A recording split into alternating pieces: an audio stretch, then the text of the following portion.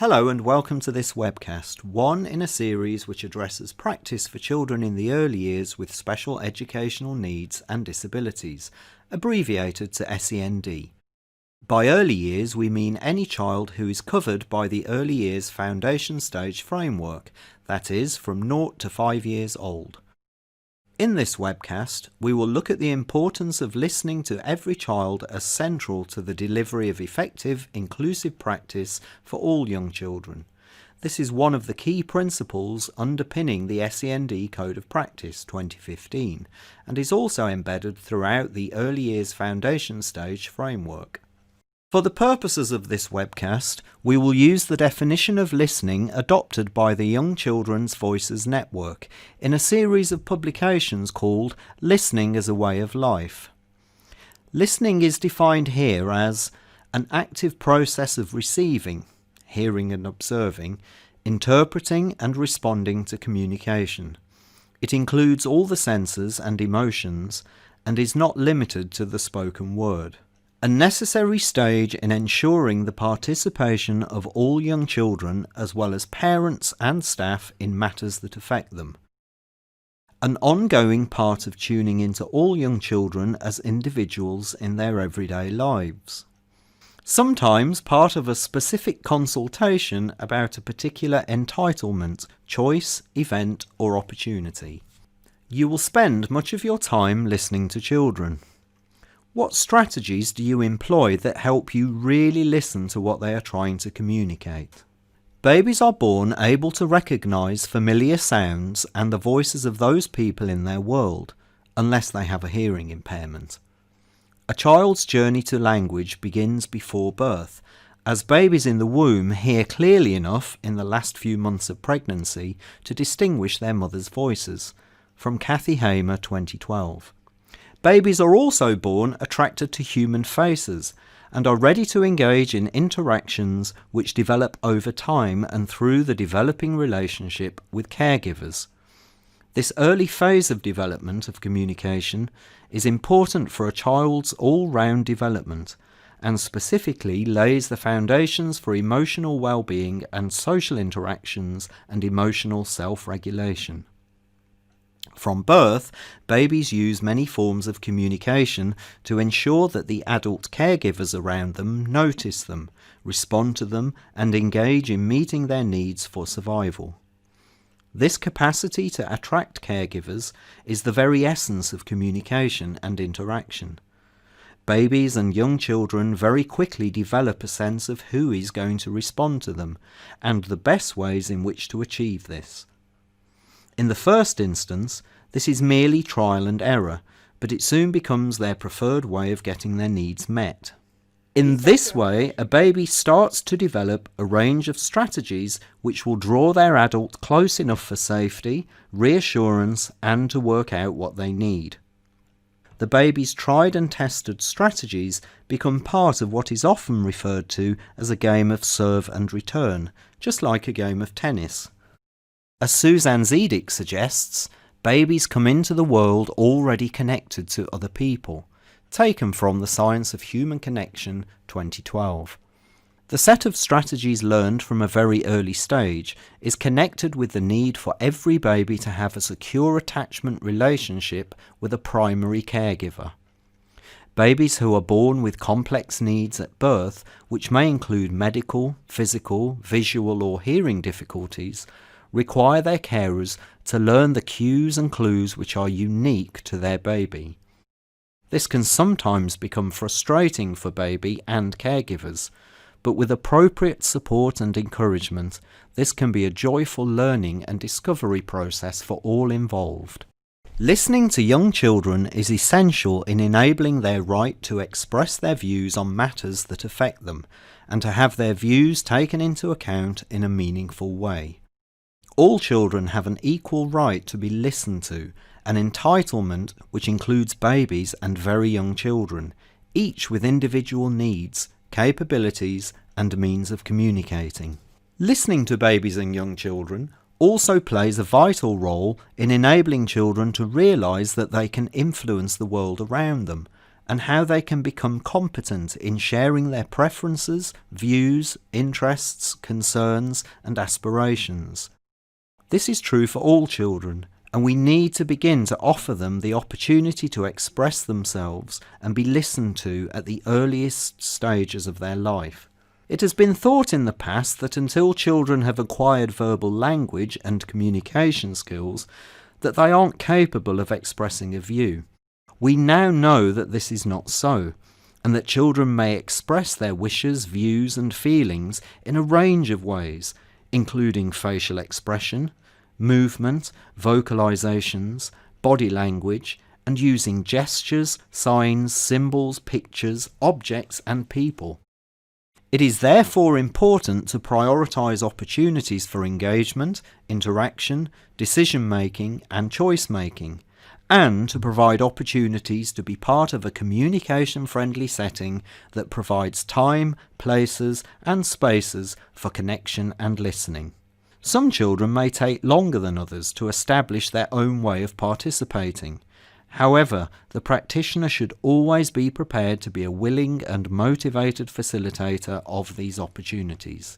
The lives of young children with SEND and their families can often involve many professionals offering support and advice, and it is not uncommon in this situation that the views of child and family are lost sight of or even not sought.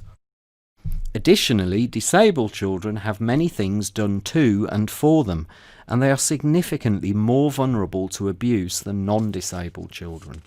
The SEND Code of Practice is very clear that all those who work with young children should be alert to emerging difficulties and respond early.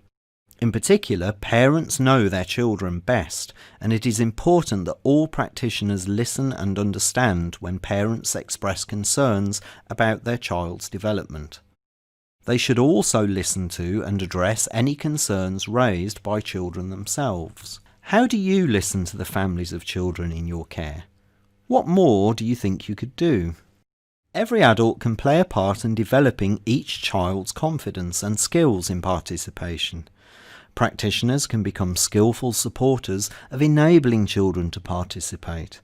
This requires the practitioner to gather information and insights from parents and develop these. Often it is the adult listener who needs to seek more creative ways of gathering young children's views and ways in which to offer support for young children to extend their participation.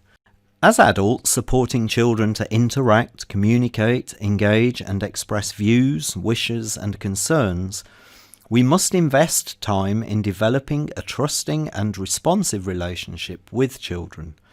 This will enable them to feel genuinely valued and respected as individuals, with the capacity and opportunity to be involved in day-to-day practice, as well as being given the additional opportunities to be part of decision-making processes.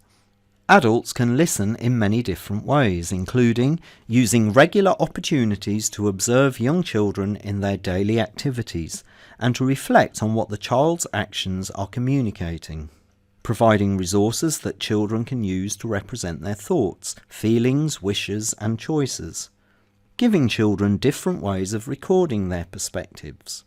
Using informal and spontaneous opportunities for engagement to build children's involvement. It often won't wait until circle time.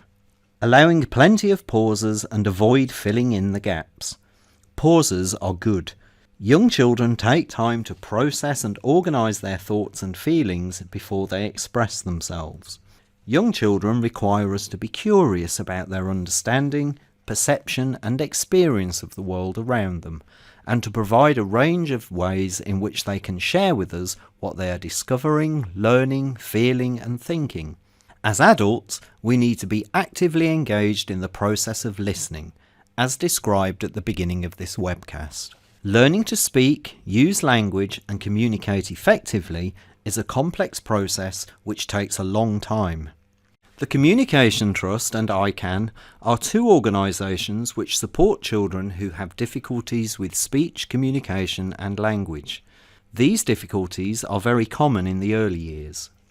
The Communication Trust's publication, Other Ways of Speaking, released in 2011, states that being able to communicate is the most important skill we need in life. Almost everything we do involves communication. It estimates that 10% of children and young people in the UK have long-term or persistent difficulties with speech, language and communication, and 1% have difficulties with communication which affects their ability to express their most basic needs. It is important that we work with parents and other professionals to discover the most appropriate form of communication for each child. The essence of communication is about exchanging messages, information, thoughts and feelings. For this to be a positive experience and for them to feel included, it is important that those involved understand the meaning of the message and can take part. For some young children, this can be a challenge. Therefore, we need to discover what support they require to develop effective communication. All children use a combination of communication methods, and adults will need to learn which are unique to each child. Some children will need additional help with speaking and verbal communication, and others may need an alternative to speaking, which may involve using additional equipment. You can find out more information from the Communication Trust publication, Other Ways of Speaking. What do you do in your setting to help develop children's communication skills? How do you communicate with children who are non-verbal? There are numerous ways in which young children with SEND can be supported in developing their communication skills. Young children will first need to use familiar objects. For example, toys chosen on the basis of what interests the child and motivates them to want to communicate. This stage of using real objects is a good way of establishing children's chosen methods of indicating yes, no, more or stop, and then for them to start to indicate preferences, likes and dislikes. Some children move on quite quickly to representations of objects, such as pictures, photos, line drawings, and so on. It's important not to assume that a child is ready to use representations of objects too soon, as visual representations vary so much in detail and accuracy. Some children will need to be supported to gain a broader, more generalised understanding of words and objects before moving on to representations of them. For example, experiencing a range of different types of cups before moving on to pictures and drawings of cups. There are also comprehensive approaches which use signs, such as Makaton, Sign Along, British Sign Language or BSL.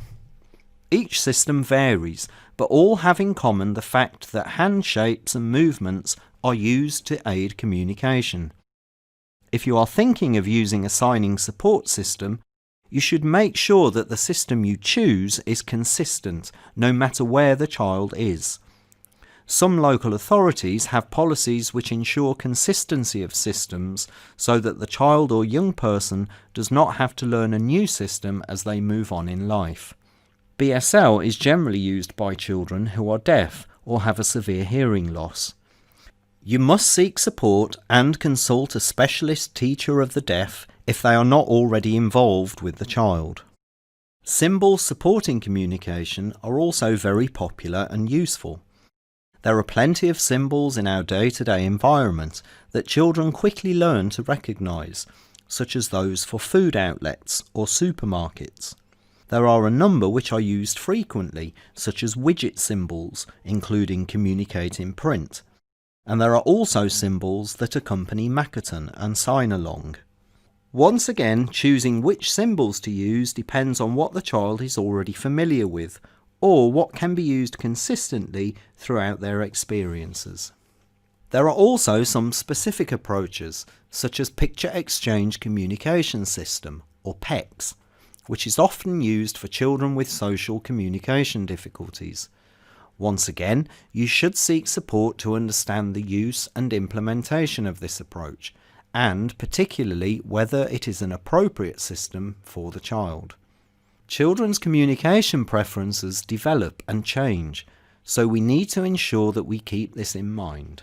If you are considering using any of these systems, it must involve the child's parents and be a whole-setting approach so that the child's communication is responded to consistently. It is also important to start from an early age to support children to express their emotional world, as this will become a lifelong tool which they can use to communicate their feelings and emotions and so avoid confusion, frustration, and the potential for inappropriate behaviours, which can become a substitute for not being able to express feelings and emotions. You can get further support from these organisations. Find the references in the supporting document. Some key points to take away from this webcast. Listening is an active process. Not all communication is verbal. There are many different ways of communicating. Encourage children's developing communication using a range of strategies. Use specialist sources of support for children with particular difficulties. To access your certificate and to help us to continuously improve our resources, please return to the webcast page and complete the feedback. Thank you.